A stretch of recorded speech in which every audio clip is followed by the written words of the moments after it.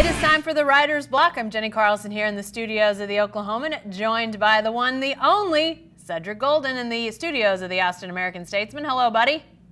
What's going on, Jay Carr? You know, there's just so much right now. We've got the World Series going on. We've got, obviously, middle of football. But we're going to start with the NBA, Cedric, because they are off and running, tipped off in the NBA this week. A couple games on Tuesday, a lot more on Wednesday, a couple teams that still have to open on Thursday. But let me just say, I'm disappointed to see you're not in your tuxedo like Paul George was the other night. What? Oh, my God. All the opening night craziness in LA. But I'm wondering, we've got a couple games now that we've been able to see some teams. Let's talk about who we like this year. And maybe your prediction will have changed after what you saw in some of these opening games. But who do you like to win the whole thing this year, Cedric?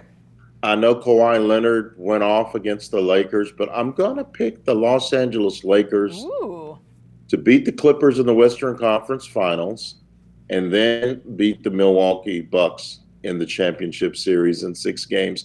I think LeBron James and Anthony Davis are still top-tier talents. They're great.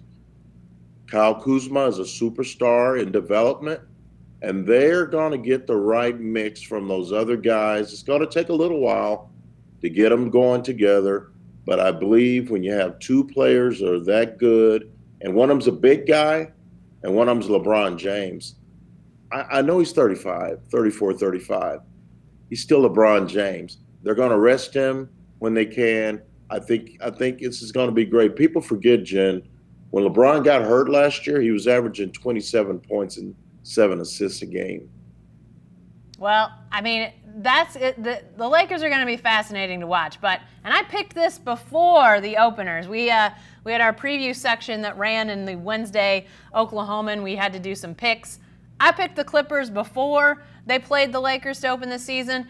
I'm still liking the Clippers to win it all. Now, I'll tell you, the West is a bear, Cedric. The West is going to be tough. It's going to be tough in the regular season. It's going to be tough in the playoffs. And whoever survives it, it might be a situation where the team that survives the West, I think the Clippers will, they may be beat up by the West getting through the playoffs. I also like the Bucks to get to the finals. But I just think the Clippers, you see 2 amazing offensive talents in Kawhi Leonard and Paul George. But then you look at the defense. I mean, some people were talking about that Clippers-Lakers game and asking, is depth the problem? They may have a depth problem, but they had a Clippers defense problem on Tuesday night. The Clippers are amazingly gifted defensively, and I think they're only going to get better with Paul George, and I think the offense they can throw out with not only Kawhi and Paul, but then you've got Lou Williams, just a bunch of guys that can get 20 on you quick. I like the Clippers, but I do think the West is going to be tough. And then it opens up the possibility, I like Giannis to win the MVP, Cedric, but I think the East, if the Bucks can really get going, I think they've got a chance. I mean, do you like Giannis in that MVP slot? Who do you like in that MVP area? I like Kawhi Leonard to win the MVP. I just think I think he's the best 2-way player in the game. LeBron James doesn't play defense for the full season anymore. He picks his spots to be a stopper. Kawhi Leonard is a big-time defender. He's going to be on a team that's going to allow him to be himself. The load won't be too heavy for him with Paul George coming back. You think of Montrezl Harrell. That team won 48 games last year, Jen. They're the only team to ever win that many games, without an all-star on the team. And now they have 2, and they have a top 3 coach in Doc Rivers. So I don't have any problem with people picking the Clippers to win the championship. I'll be surprised if they don't make it to the Western Conference Finals, even though the West is a real minefield this year. I think your team in Oklahoma City is a pretty good team, but I think they may be out in the cold looking in. It's going to be them and the Spurs, I think, for that 8th spot. Yeah, I mean, I think there's a lot of good teams that aren't going to make it in the West. And, in the East, it looks top-heavy again. You got the Bucks. You got the Sixers. maybe the Celtics. rebuilt Celtics. I do like, I think Kemba Walker's a fantastic talent, and Brad Stevens is always using his wizardry. But, Cedric, are there other predictions, sleeper teams or teams that are picked too high, coach of the year, sixth man? What do you have in some of those other areas of prediction that you like? I think Brooklyn is a kind of a team that people aren't talking about. Kyrie Irving went for 50. He did, yeah. On Wednesday night. I think that's a team. If I don't know how soon Kevin Durant can come back from that Achilles, but if they're hovering around 500 in April or in March, late March, and KD's feeling good about things, he may come back earlier than we think. Another team, Golden State, very intriguing. Steph Curry, we really think Steph Curry's going to play 82 games without getting hurt? I don't. And so if Steph Curry misses 20 games, the Warriors are going to miss the playoffs. Yeah. There's no Klay Thompson. There's no Kevin Durant. There's no Andre Iguodala. There's no Sean Livingston. Those guys left. And so, and Klay's out. So that's a very intriguing team as well. I just think it's a great season. It's the first time in a long time where we really don't know who's going to win. Yep. And that's been cool. It's been Golden State. It's been Golden State the whole time these last few years. And now we have no idea. That makes for an intriguing season, Jen. Yeah, and even when Golden State didn't necessarily win it, we were sitting at this point in the season for several seasons now, believing that they would. And so Exactly. The idea that here we sit and we don't know. We don't know from about a list of 8 teams maybe that look capable of being a championship caliber team. I think the Sixers are going to be fascinating to watch with the addition of Al Horford and Tobias Harris and that collection of talent. How good can they be? Brett Brown, the coach of the Sixers, I'm wildly fascinated by. He was the coach during the tank. He was, most tank coaches are sacrificial. They just go through the tank, and then once they get good, they get a new coach. Well, Brett Brown's still the coach of the Sixers. Can he go from 10 wins 1 year against the Sixers to a championship? That would be fascinating. And then, of course, the guys down in Houston, everybody here in Oklahoma City will be watching to see what comes of the James Harden, Russell Westbrook marriage now that they're where they are in their careers. Last we saw them, they were still so young, but, a lot of people think that's going to be good.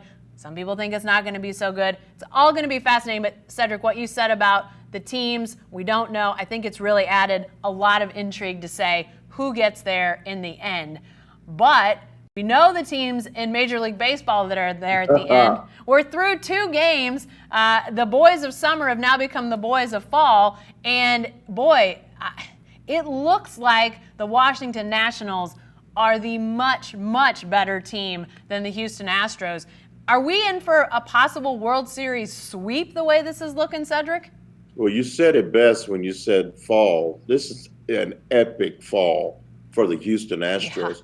Just a week ago, Altuve's taking Aroldis Chapman over the wall at Minute Maid at the Juice Bar, and now they're down 2-love to the Nationals, who don't have Bryce Harper on the team.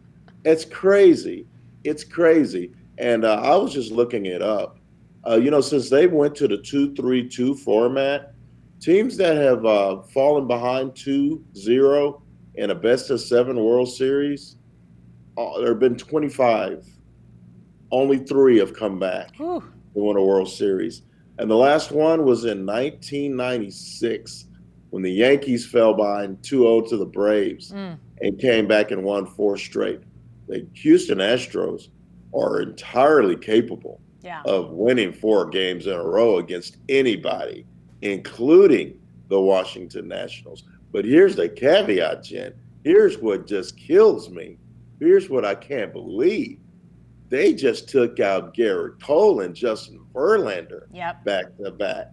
So you're trying to win 4 straight after they beat your 2 best pitchers. Yeah. That's going to be tough. And you got to win, what, 4 out of the next 6 games? Yep. And 3 of them are going to have to be, or at least 2 of them are going to have to be in DC? Yeah. Are you kidding me? I can't believe that. Yeah. Yeah, it's a remarkable turn. You're exactly right. I do think that the Nationals, they're clearly in the driver's seat now. But from what you just said, I am a huge AJ Hinch fan, the Astros manager. He grew up here in the Oklahoma City area. I think he's a great manager. I think he's one of the best in Major League Baseball, and it's an unbelievable turn after his first major league gig out in Arizona did not go well, but he has been nothing but great for the Astros. But they are really, they're essentially, trying to go against history. Like you said, Cedric, I think 3 teams have come back from 0-2 in that situation, and it is rare. You just don't see it anymore. You almost wonder if that Nationals-Dodgers series a couple weeks back, maybe that was the World Series champion decider, and we saw just how close those 2 teams were. And really, since the Nationals have been so dominant, they waited around for almost a week for the World Series to start. And usually that causes rust. A little bit of rest is good, but that much rest, baseball teams aren't used to. You think they'd have some rest. Instead, they come out guns blazing and just mowing down the Astros.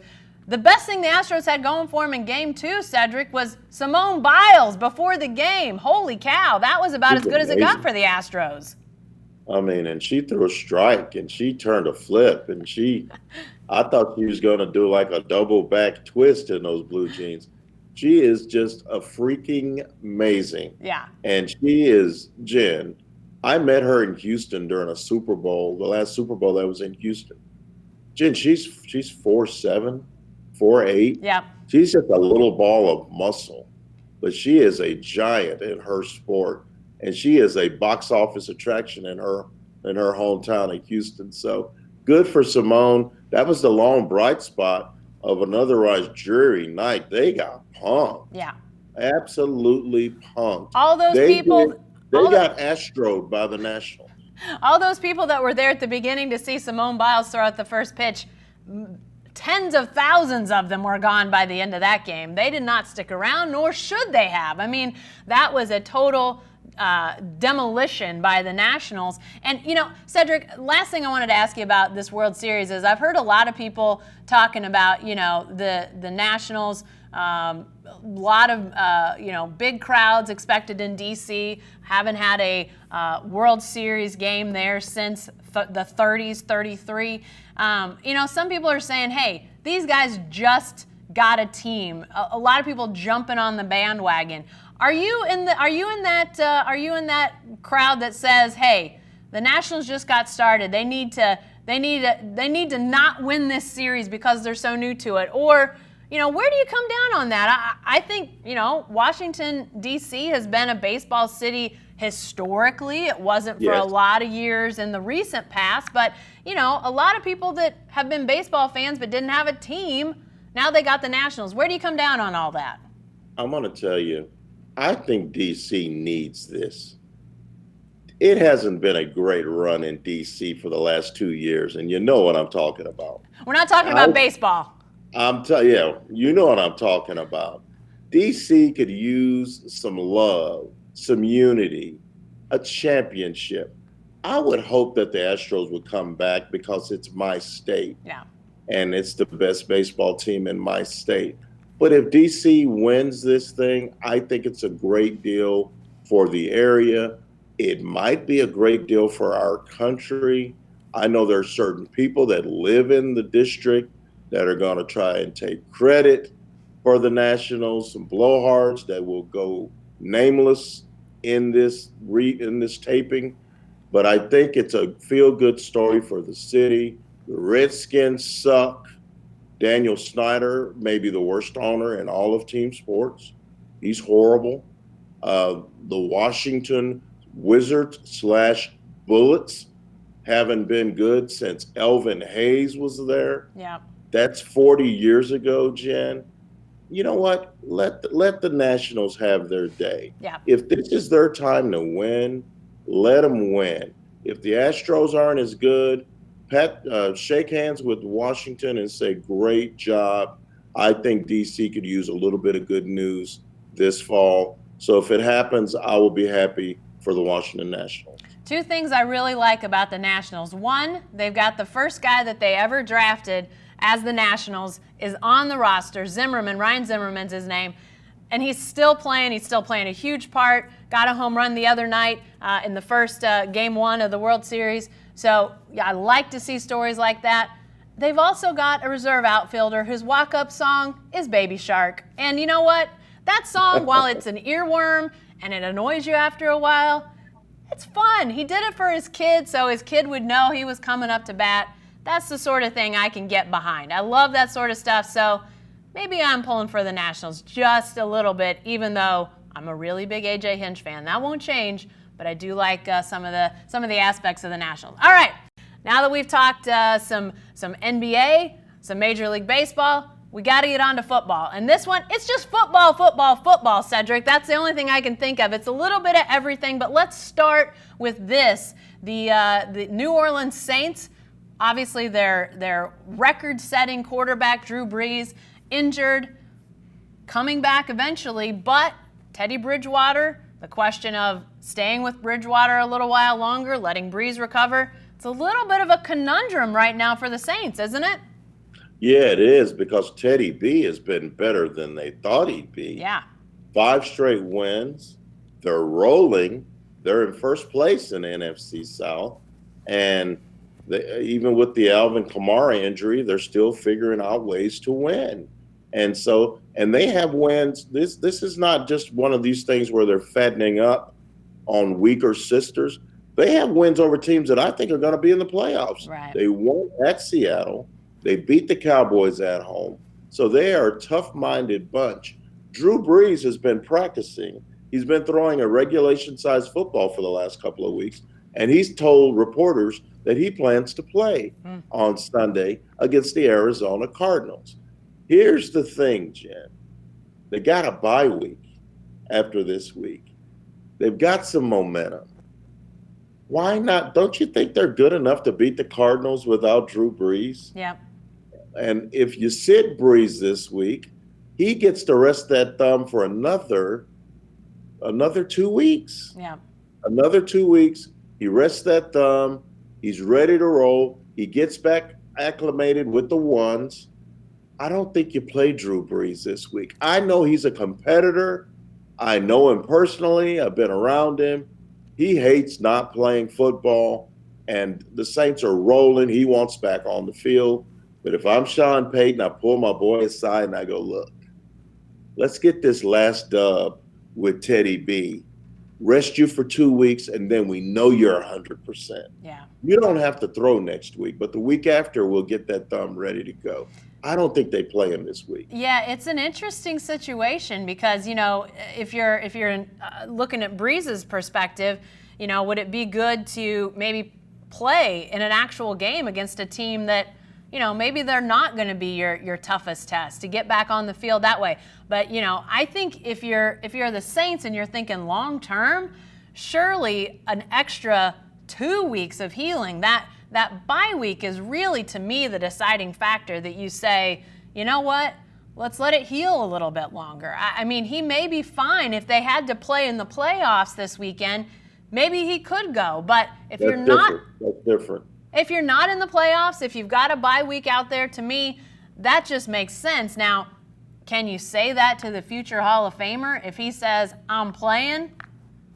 I mean, to me, this is a setup where, you've got a veteran coach in Sean Payton who has a good rapport with Drew Brees. I think if you're the Saints, you got to call on that level of trust and understanding between those two to make the best decision. If you feel like the best decision is waiting and letting it heal a little bit longer, boy, the thing you would hate to have happen is to him to get hit and then he's out another 4 weeks, 6 weeks. I mean, that would just be, if you're the Saints, you'd have your heart in your throat with something like that happening. But because we all know how important quarterbacks are, that brings us to this question, Cedric. Another guy from your neck of the woods, right now in your neck of the woods, Sam Ehlinger.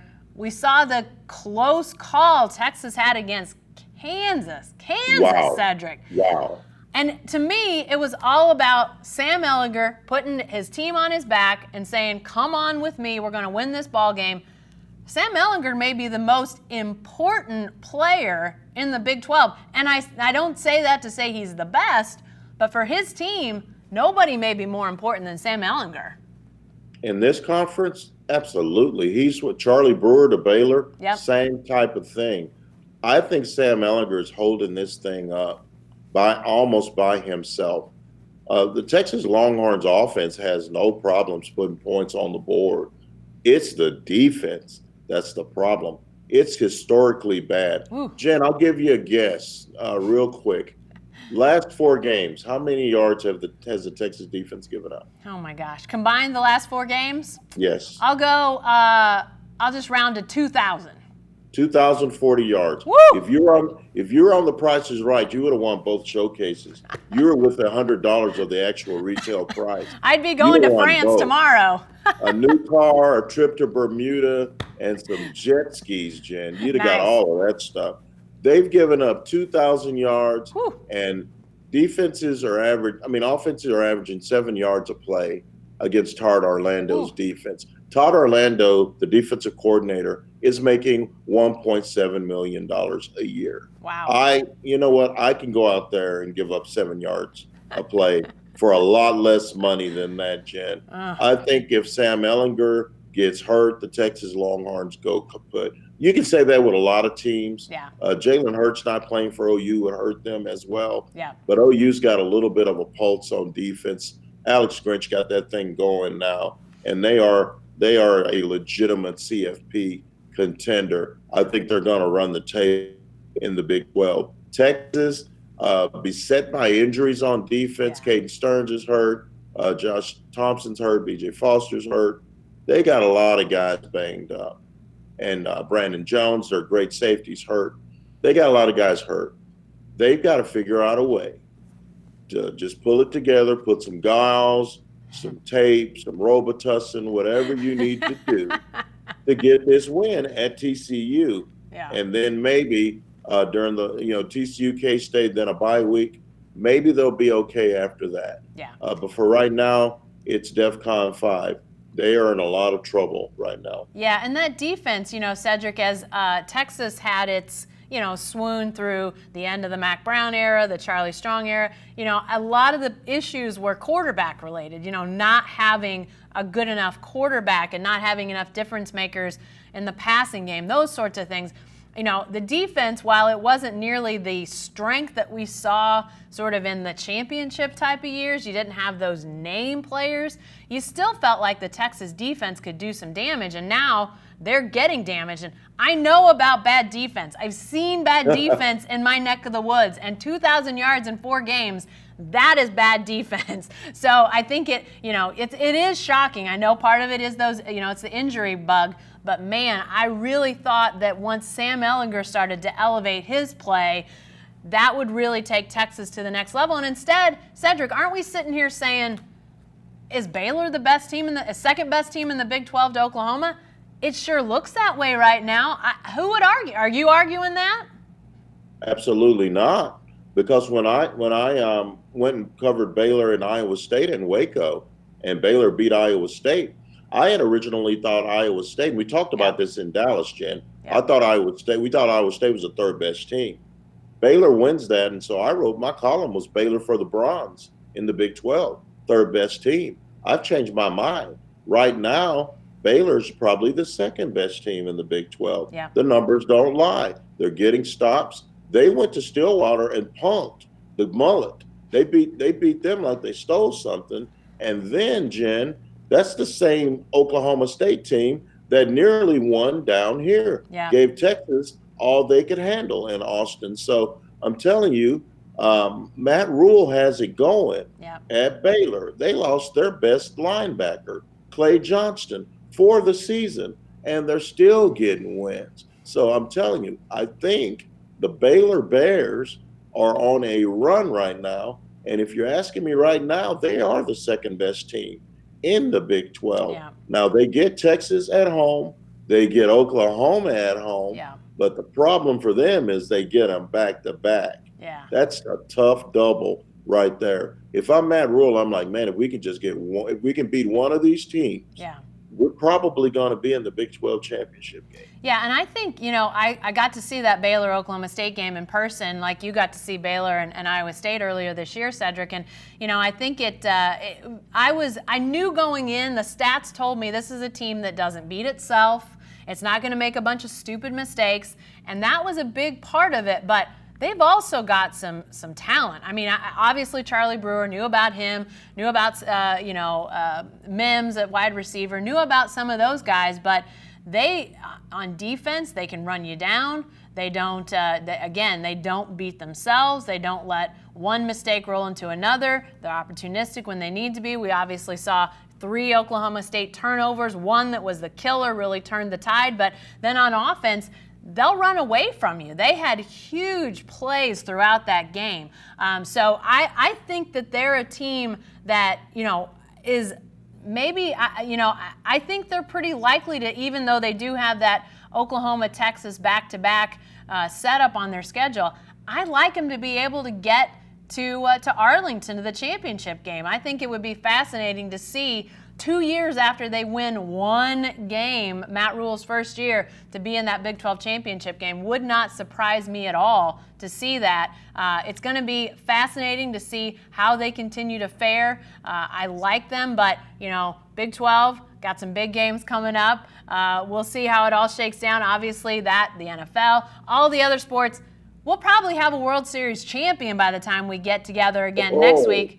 So we've got all sorts of stuff coming up next time around. We hope you'll join us then, but thanks for joining us this week.